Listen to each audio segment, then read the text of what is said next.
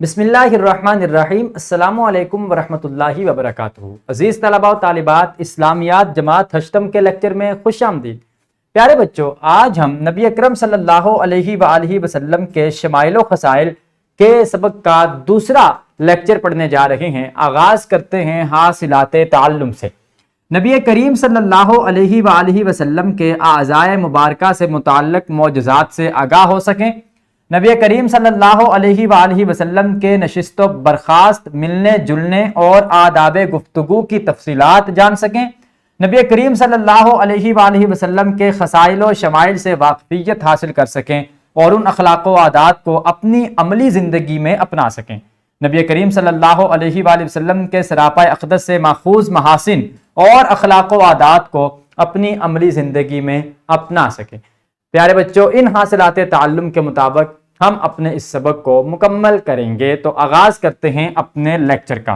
معراج کا سفر اور قرآن مجید آپ صلی اللہ علیہ وآلہ وسلم کے زندہ معجزات ہیں۔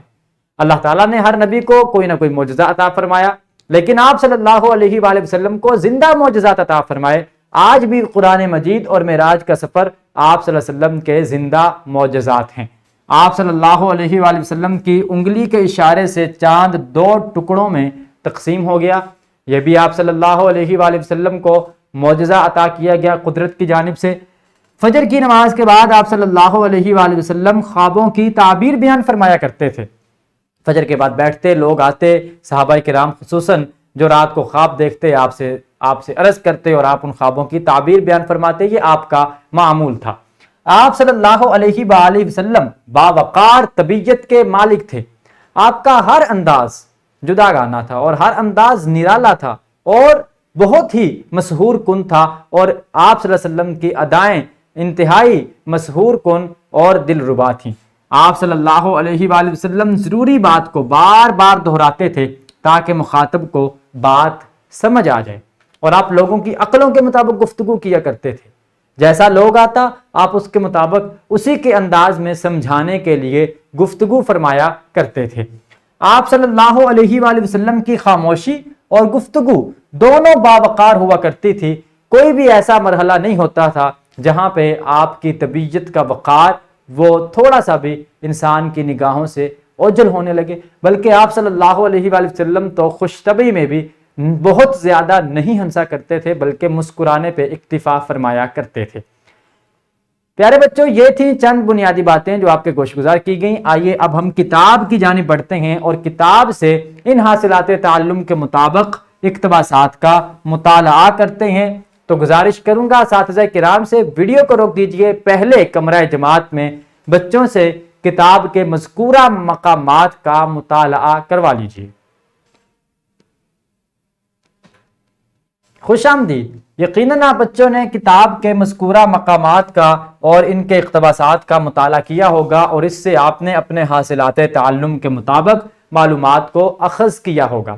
اب آپ بچوں کے لیے سرگرمی ہے، اور سرگرمی آج کے لیکچر کی یہ ہے کہ روزمرہ زندگی میں نبی اکرم صلی اللہ علیہ وآلہ وسلم کی عادات مبارکہ کو عملی زندگی میں اپنانے کے لیے سبق میں موجود عادات کریمہ میں سے ایک ایک عادت کی باری باری مشق کریں۔ یعنی ایک بچہ اس انداز میں بیٹھنے کی کوشش کرے جس انداز میں آپ صلی اللہ علیہ وآلہ وسلم بیٹھا کرتے تھے، پھر ایک بچہ اس انداز میں گفتگو کرنے کی کوشش کرے جس انداز میں آپ صلی اللہ علیہ وآلہ وسلم گفتگو کیا کرتے تھے، اور اس انداز میں کوشش کریں کہ روزمرہ زندگی میں کسی اور کو فالو کرنے کی بجائے رسول اکرم صلی اللہ علیہ وآلہ وسلم کی پیروی کی جائے اور آپ کو فالو کیا جائے۔ تو گزارش کروں گا اساتذہ کرام سے کہ کمرہ جماعت میں بچوں سے اس سرگرمی کے مطابق عمل درآمد کروا لیجیے۔ خوش آمدید۔ یقیناً آپ بچوں نے اس سرگرمی کی بدولت عادات مصطفی صلی اللہ علیہ وآلہ وسلم کو اپنانے، ان کو اختیار کرنے کے بارے میں سیکھ لیا ہوگا۔ پیارے بچوں، آئیے اب ہم سبق کا اعادہ کر لیتے ہیں۔